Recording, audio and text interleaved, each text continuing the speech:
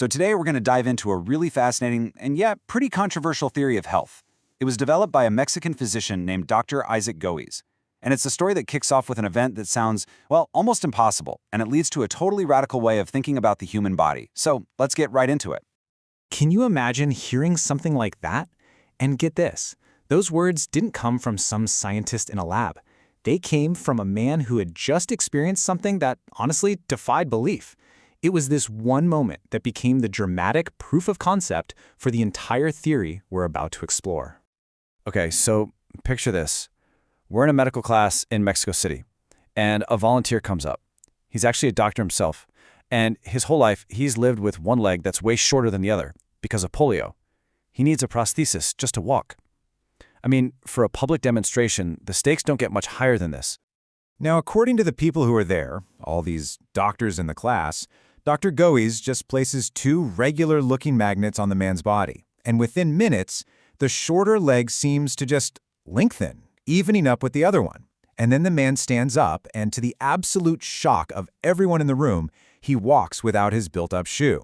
So how on earth could that happen? That's the question we're going to try and unpack. To even begin to understand a claim like that, we have to get into the core idea behind it all. So at its core, this whole theory of biomagnetic pairs is pushing something pretty radical. It says that countless diseases, everything from a cold to chronic issues, aren't just caused by germs. Instead, they're caused by these fundamental distortions in our body's own energy field. And the idea is, if you can fix those energetic imbalances, the body can actually heal itself. You know, an idea this big doesn't just appear out of thin air. It has this really wild origin story that doesn't start in a hospital, but with the American space program, and that's where we're headed next.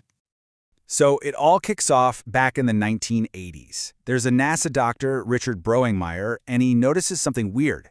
Astronauts coming back from space, away from Earth's magnetic field, were kind of physically lopsided. One of their legs would be a little bit shorter than the other.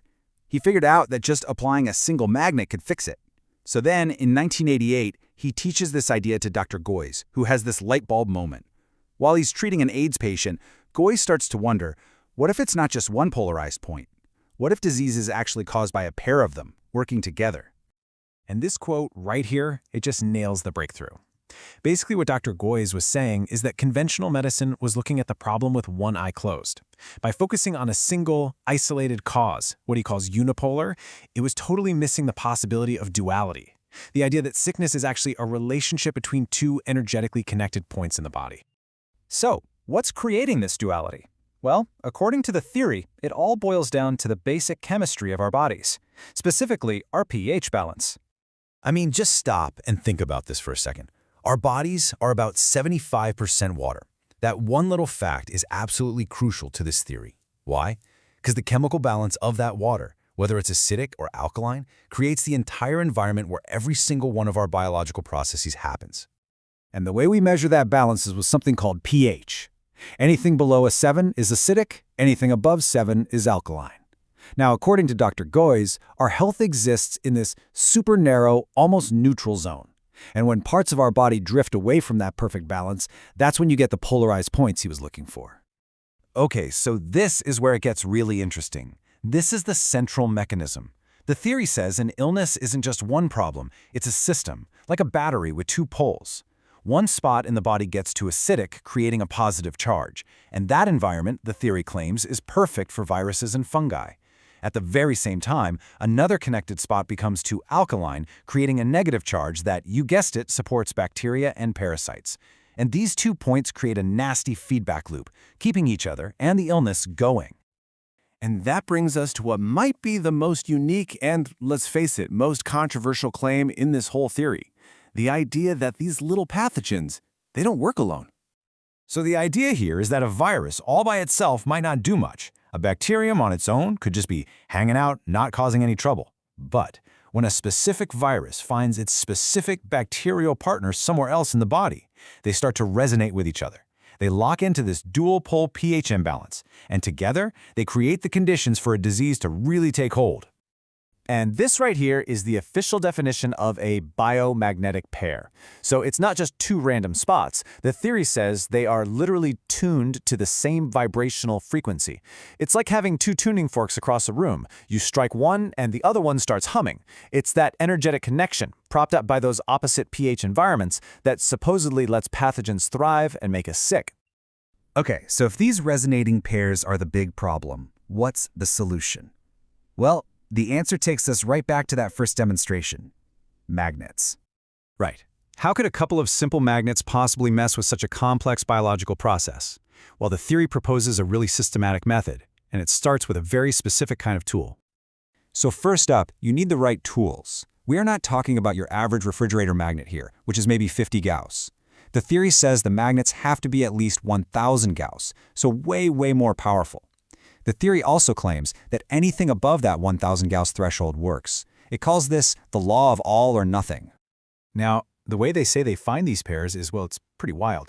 A practitioner scans the body with a magnet. The theory says when that magnet passes over the first pole of an active pair, the body has this involuntary muscle contraction that makes one leg seem to get shorter just for a second. So you leave that first magnet right there. Then you scan again to find its partner. And when the second magnet is placed on just the right spot, boom! The leg reflexively relaxes and goes back to its normal length, confirming you found the pair. The magnets are then left right there to, as the theory claims, collapse that energy field, bring the pH back to neutral, and break that resonant loop. All right, so this whole framework of paired pathogens and polarized energy, it leads to some of the theory's most startling claims, especially when it talks about super complex illnesses like cancer. See, Dr. Goys didn't just stop with one pair causing one illness. His theory suggests you can have combinations of different biomagnetic pairs that create even bigger problems. For instance, he claimed that having two different pairs driven by pathogenic bacteria could set up the conditions for an abscess. Or, if you have a pair from a virus combined with a pair from a bacteria, that could lead to a cyst.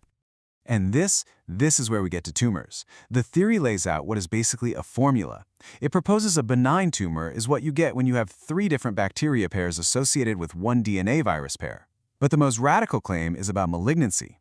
The theory states that what flips a benign tumor into a malignant one is the presence of one specific bacterium, Mycobacterium lepra. Yeah, the same one that causes leprosy. It's called the factor of malignancy. So the implication here is, well, it's profound. If this theory holds any water, then the process isn't irreversible.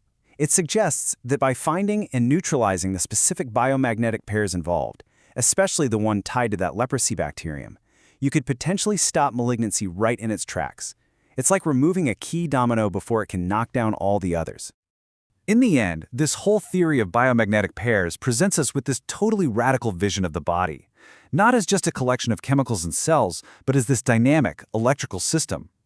It is definitely an unconventional way to look at things, for sure, but it does force us to ask a really compelling question.